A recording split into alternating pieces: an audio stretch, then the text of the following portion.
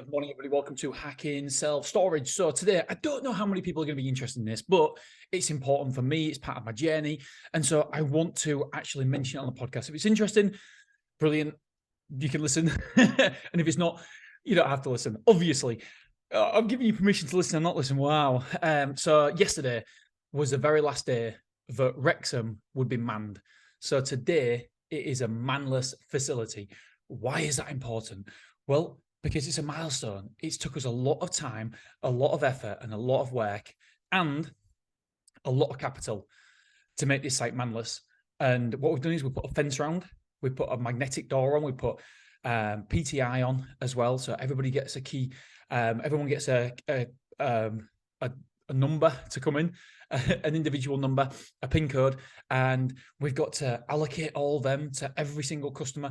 So there's a lot of work gone into it. However, the upside, so what I like is putting work in once and then profiting from that and having the benefit of that for the lifetime. So we put the work in on the front end, but then we now benefit from that from the lifetime of this self-storage facility, because we are saving around about, give or take, £20,000 a year. So before, the site was making £12,000 a year. And we've got to remember that the rent is going up next year, £10,000 a year. So in effect, it was making £2,000. So things had to change. Things had to change, because otherwise, who would go to work for £2,000? Anyway, we've increased that straight away, not increasing prices, not doing anything, just by making the site manless. Now, it's only a 10,000 square foot facility, but because of the way it's been designed, it only has around about 5,000 square foot of lettable space, which isn't a lot for a 10,000 square foot building. So straight away, you're at a massive deficit there. You're starting the race from 100 meters back. 100 meter race, you're starting from 100 meters back, because you've only got 5,000 square foot of lettable space. So we've got issues there. We've got problems. And that's why I say that your first decisions are the most important decisions in your self-storage facility. If you make them crucial decisions wrong, then you're hiding to nothing. Your ceiling is normally up there in self-storage. All of a sudden, you're bringing your ceiling down. It is a big, big mistake not to maximize a lettable square foot area.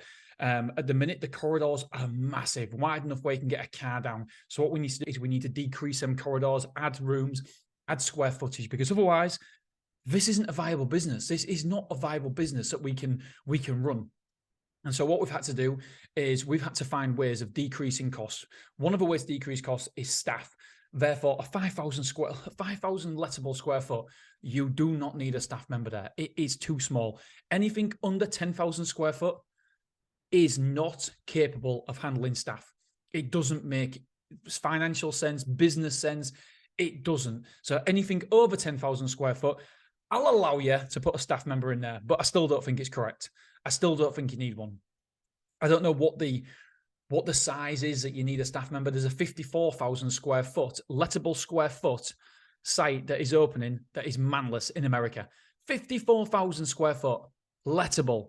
That is bonkers. It's nearly twice as big as Willoughby, which is huge, and it's going to be manless. And so, unfortunately, fortunately for us, the technology is out there, but unfortunately, we don't need the staff. And so what we've done is we asked the owner to stay on for 2 months until we got it manless. And luckily for us, really, really nice guy, said, yeah, I don't mind staying on. However, the problem what you've got when the owner stays on is that you're changing things. He's been running it 15 years. And all of a sudden I'm saying, well, it doesn't really work like that.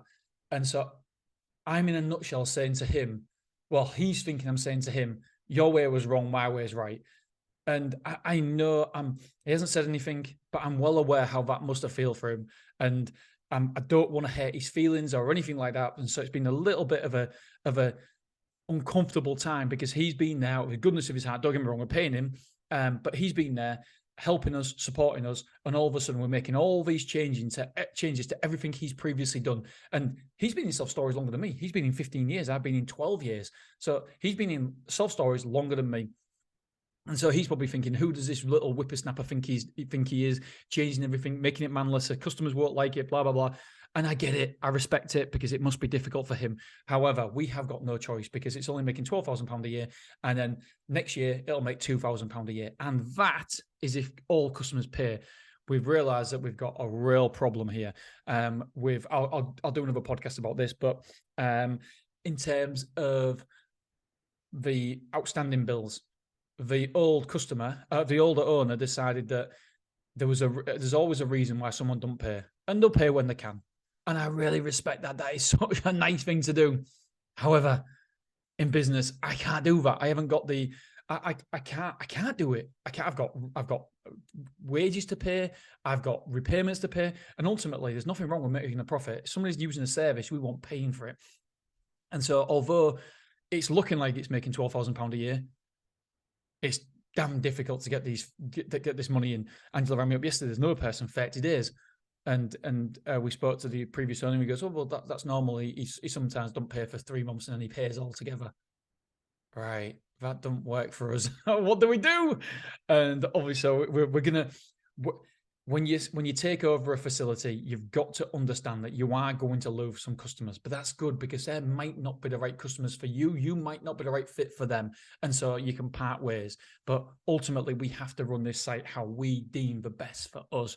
And so, yeah, today, a really, really landmark day for me. It is a manless facility, Wrexham, which means that we're getting an extra £20,000 that we was paying out. We're getting it back in our tills because we don't need wages. We don't need to employ anybody there. Yes, there's associated costs with the other team members that we've got in the head office, but we can still handle Wrexham because it isn't very busy. It's not many quotes. So that's one landmark done. There'll be other landmarks where like website page and stuff when it's ready. I'll tell you all about it. And we're getting there. We're getting there. We're going to be starting doing pay-per-clicks. We're going to make sure that the SEO is on point. And it's exciting. I'm really excited because we need to turn this ship around. We need to turn this ship around. Like I say, it's not making, well, if you look at actual the invoices coming in, it's not making any money. However, it's got great potential, great location, and it's a big enough building where we can do something with it. All right, my friends, that is basically it today. I love you. I appreciate you. And I will be seeing you. I'll be seeing you tomorrow. Friday. Bye-bye.